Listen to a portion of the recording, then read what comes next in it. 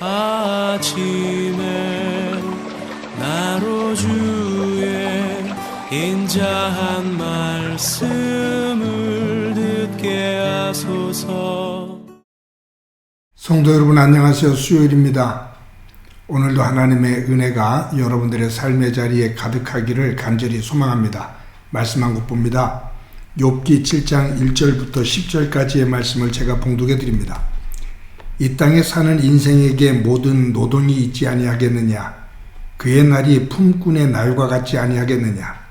종은 저녁 그늘을 몹시 바라고 품꾼은 그의 삭슬을 기다리나니 이와 같이 내가 여러 달째 고통을 받으니 고달픈 밤이 내게 작정되었구나. 내가 누울 때면 말하기를 언제나 일어날까? 언제나 밤이 갈까 하며 새벽까지 이리 뒤척 저리 뒤척하는구나. 내 살에는 구더기와 흙덩이가 의복처럼 입혀졌고 내 피부는 굳어졌다가 터지는구나. 나의 날은 배틀의 북보다 빠르니 희망 없이 보내는구나. 내 생명이 한낱 바람 같음을 생각하옵소서. 나의 눈이 다시는 행복을 보지 못하리이다. 나를 본 자의 눈이 다시는 나를 보지 못할 것이고 주의 눈이 나를 향하실지라도 내가 잊지 아니하리이다. 구름이 사라져 없어짐같이 수월로 내려가는 자는 다시 올라오지 못할 것이오니 그는 다시 자기 집으로 돌아가지 못하겠고 자기 처소도 다시 그를 알지 못하리이다. 아멘. 영국의 빅토리아 여왕이 있습니다. 64년 동안 여왕으로서 재임하면서 영국을 해가 지지 않는 나라로 그 대영 제국을 만들었습니다. 그녀는 태어나자마자 1살 되었을 때 아버지가 돌아가시죠. 그의 어머니가 권력욕이 굉장히 강해서 어린 딸을 통해서 수렴청청하려고 하는 그런 모습을 보이며 나중에는 이 빅토리아 여왕이 된 다음에 어머니와 굉장히 멀어지는 그 아픔의 가족의 역사가 있습니다. 그 남편이 엘버트죠. 이 알버트 공작, 그와의 결혼 생활은 참 행복했습니다. 그의 순애보는 유명하죠. 그런데 45살인가 그 남편이 죽어요. 그때부터 이 빅토리아 여왕은 혼자 삽니다. 그러면서 죽을 때까지 평생을 상복을 입고 자기의 남편을 기억하는 그러한 삶을 살죠. 폭식가로 유명하고요. 그리고 성격이 굉장히 괴팍했던 것으로 그렇게 알려져 있습니다. 근데 아무튼 이 빅토리아 여왕이 64년 동안 그렇게 나라를 통치해 가는 과정 속에서 많은 자녀들이 알버트하고 그 과정 속에서 9명인가가 있는데 그 자녀들하고 그렇게 사이가 좋지 않아요. 그리고 신하들을 잘 믿지 않습니다. 왜냐하면 이 빅토리아 여왕이 굉장히 똑똑한 여성인데 그 아부하고 권력에 쌓여있는 그런 속성들을 보기 때문에 그들에게 마음을 열지를 않습니다. 그의 생애를 보면 그가 죽기 전에 그 인도 사람 압둘이라는 시종을 두게 되는데 그 시종 압둘을 신뢰하면서 자기 측근으로 옆에 둬요. 문시라고 하죠. 스승이라고. 이 대화를 보면은 아주 시적인 그러한 사고를 가지고 있는 사람입니다.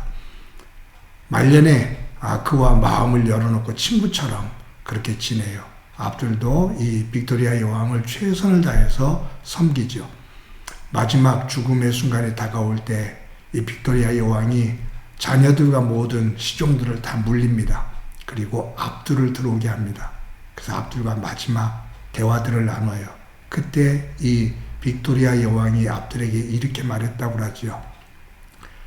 내가 젊었을 때는 죽음을 동경하기도 했지만 이제 죽음이 눈앞에 오니 하루라도 더 살고 싶은 마음이 드는구나 라고 말을 했다고 합니다.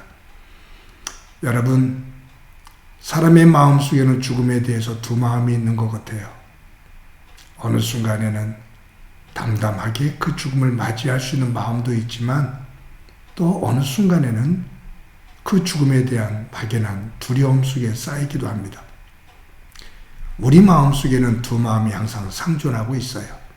믿음 안에서 이것이 하나님의 나라, 하나님의 밝은 소망의 세계로 우리들의 삶이 그 방향을 향해서 일어서야 되는데 말입니다. 사람들이 세계적이 살아가면서 3대 거짓말이 있다고 그러잖아요. 그 중에 하나가 나이 많은 사람이 내가 죽어야 되는데 라고, 빨리 죽어야 되는데 라고 말하는 것이 3대 거짓말 가운데 하나라고 말하죠. 그러니까 살면 살수록 그 삶에 대한 놓는 것, 이 훈련이 되면 좋은데 그렇지를 못하죠. 3대 거짓말이라고 말하면서 이것을 말하는 것은 일반적으로 모든 사람들이 그러한 보편적인 의식을 가지고 있다 그 말이에요. 빨리 죽어야 되는데 라고 하는 것은 거짓말이다. 그 말 뒤에는, 그것을 강조하는 그 뒤에는 살고 싶은 삶에 대한 애착이 있다. 그래서 이 죽음이라는 것 조금 떼어놓고 관망하는 자세가 되어야 되는데 집착하다 보면 잘못하면 취해지게 됩니다. 이 아침에 제가 이 말씀을 드리는 이유는 욥기 7장을 읽어보면 욥은 이렇게 말하는 거예요. 노동자들은 쉼이 있고 사꾼들은 그 하루의 품삯을 받는 것을 기대한다. 사람에게는 그러한 기대가 있는데 나는 그러한 기대 자체가 없다. 그러한 소망이 없다 그 말이에요. 그러면서 쭉 내용을 읽어보면 결론은 이거예요. 하나님, 저 그냥 죽도록 내버려 두세요. 제 몸을 보세요. 이렇게 살아서 뭐합니까? 이 고통 속에서 살아서 뭐합니까? 이제 저에게서 관심 끊어주세요. 저 그냥 죽도록 내버려 두세요. 라고 탄식하는 겁니다. 여러분, 지금 욥은 지금 현재 그 고난, 그 고난에 묻혀서 미래까지 고난으로 봅니다.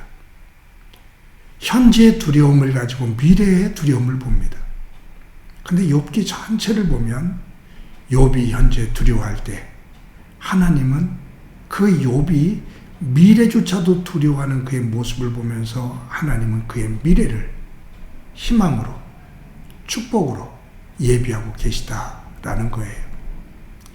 욥은 현재의 두려움으로 미래의 두려움까지 봅니다. 그것이 결론입니다. 그런데 하나님은 아니, 지금 네가 겪고 있는 이 고난, 이 두려움 너머에는 내가 너를 위해서 밝은 희망과 소망, 그것을 예비하고 있어. 그것을 볼 수 있어야 된다. 그것을 바라보거라 라는 거예요. 욥이 끝까지 그것을 못 봐요. 그 다음 마지막에 하나님께서 폭포수처럼 질문하는 질문 속에서 그것을 깨닫게 되죠. 고난 넘어 고난이라는 것으로 포장되어진 하나님의 아름다운 선물, 그것을 보게 됩니다. 사랑하는 성도 여러분, 저와 여러분들이 삶의 자리 속에서 코로나19로 겪고 있는 여러 가지 힘든 일들이 있습니다. 지금까지 경험해보지 못했던 어려움들을 경험하며 답답한 시간들을 보내고 있습니다. 어떨 때 보면 미래가 불확실해 보이기도 합니다. 그렇게 되면 불안과 두려움이 훅 하고 달려오기도 합니다. 어느 순간에는 죽음이라는 것이 나를 찾아와 그 마음을 흔들어 놓을 때도 있죠. 저희들 지금 겪고 있는 어려움들, 어느 순간에 영적으로 우리를 힘겹게 만드는 부분들, 그 부분 속에 머물러 미래까지 어둡게 만들지 말고 하나님께서 이 어려움 뒤에 예비해 놓으신 하나님의 그 밝은 은혜의 세계를 바라볼 수 있는 산 소망의 믿음의 사람이 되어지기를 간절히 소망합니다. 오늘도 정신을 바짝 차리고 무릎에 힘을 주고 일어나 그 두려움, 그 어려움을 넘어 하나님 예비하신 그 세계로 걸어나가는 소중한 믿음의 사람들이 되기를 간절히 소망합니다. 한번 기도합니다. 하나님 감사합니다. 오늘도 하루를 주신 것 감사합니다. 우리가 겪고 있는 삶의 자리에 어려움과 고난, 어느 순간의 두려움이 미래까지 삼켜버리는 어리석은 삶이 되지 않도록 은총 베풀어 주옵소서. 믿음의 눈을 열어 고개를 들고 이 어려움과 고난 뒤에 하나님께서 예비해 놓으신 그 은혜의 세계, 그 밝음의 세계, 복의 세계를 보며 걸어가는 저희들 되게 하옵소서. 오늘도 주께서 함께 해주시리라 믿고 예수님의 이름으로 기도드립니다. 아멘.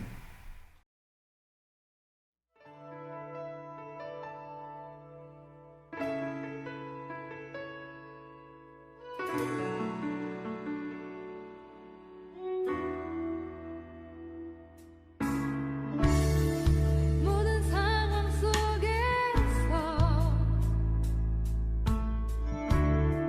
주를 찬양할지라. 주 너의 큰 사랑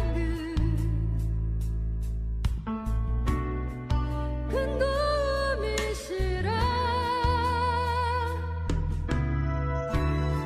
주의 얼굴 구할 때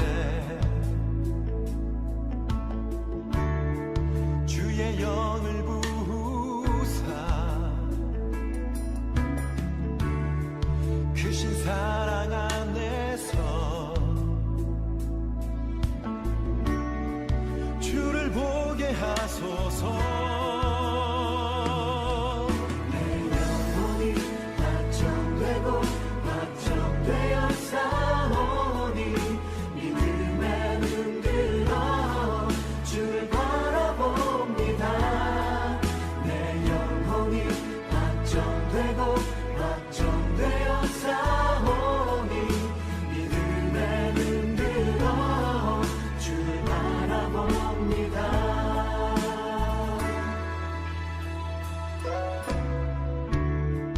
모든 상황 속에서 주를